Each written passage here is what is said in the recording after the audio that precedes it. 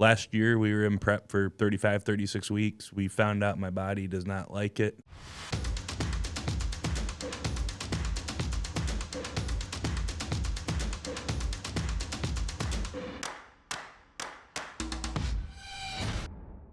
What's up guys and welcome. You are watching Fazi Fitness. So let's start this video with an update of Hadi Choopan doing some very heavy deadlifts at the end of his back workout.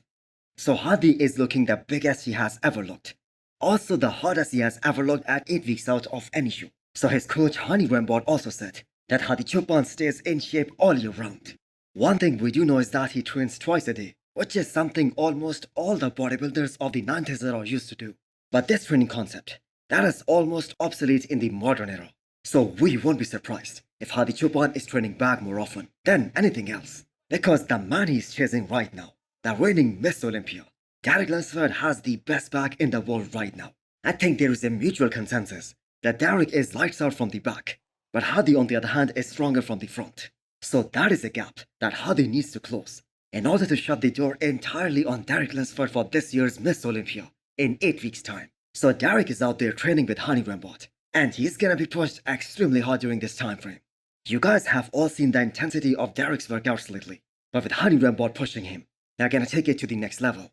Hopefully Hadi is also gonna travel to the US very soon and get some workouts in with Hadi. So these guys have been top 2 for the last 2 years, and Hadi has been a top 3 Olympian since 2019. Only 1 year, when Phil Heath made his comeback back in 2020, was the year when he did not place top 3. And that was actually because he arrived in the US just 1 day before the show, and he was actually straight second at the finals. So the official Arnolds Sports IG page, they had a poll on who looks to be in the lead between Hadi, Derek and Samson. So no surprise there at all that Hadi Choopan is leading by quite some margin. And actually the most surprising fact is that the fans have Samson Dauda in second place instead of the champ Derek Lunsford. So I have a question for you guys. When was the last time a former Miss Olympia was considered such a huge favorite to win the Olympia title back? I mean, this never happens. Phil Heath, when he was making his comeback back in 2020, many people thought that he could win that show. But on the other hand, a lot of people were really skeptical about how his stomach is gonna look. Brandon Carey was also never considered the favorite to win back in 2021 against Big Ramy. Jay Cutler was never considered a favorite in 2009 against Dexter Jackson. So that is the nature of the sport. But Hadi Choopan plans to repeat history by winning back the Olympia title in 8 weeks' time. So do let me know what you guys think. Who do you guys have in the lead?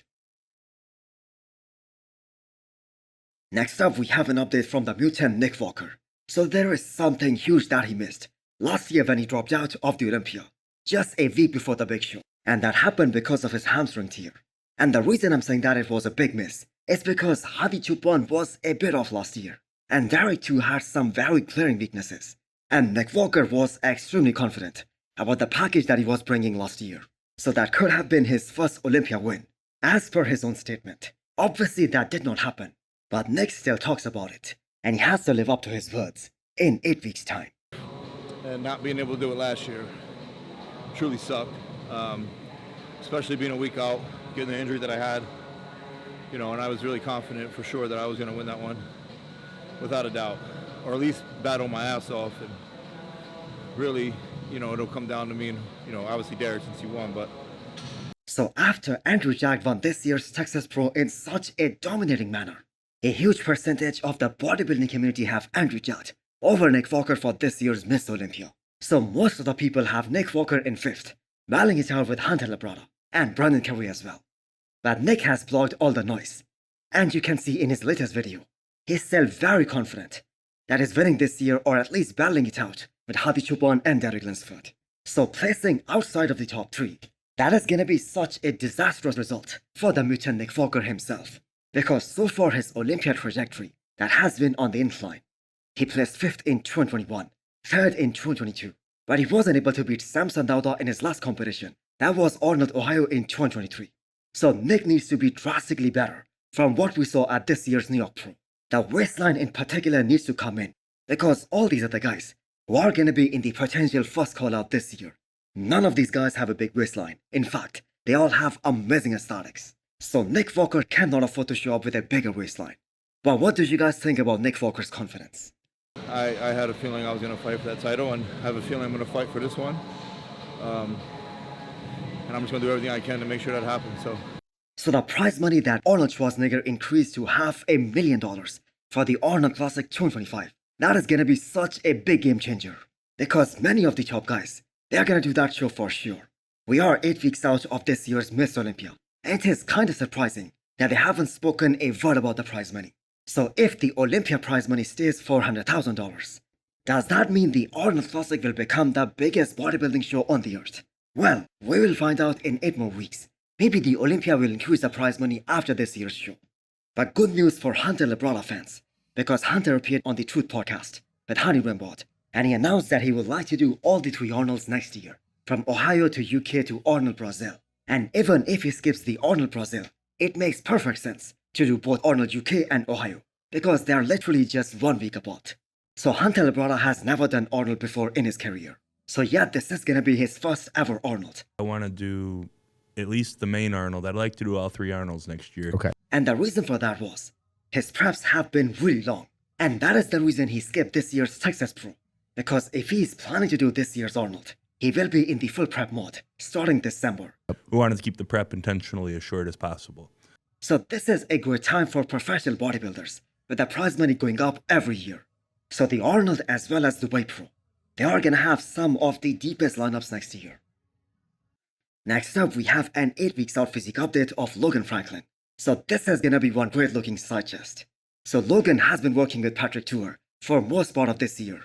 And Patrick Tuor really rates his physique very high, especially where his ceiling is at the Olympia level. So if Logan really gets into the condition of his lifetime, it is gonna be game on. And he can be as high as top 7, maybe even top 6. So it is really interesting. And Logan has been competing as a classic physique athlete since 2019. And so far he has done only 1 Miss Olympia, that year 2020, when he placed top 10. And that was actually his Olympia debut. But I have to say that competition has changed so much since then. And the level of competition has gone way up. All this new talent that we are seeing coming into classic physique, they have better physiques, they have more potential.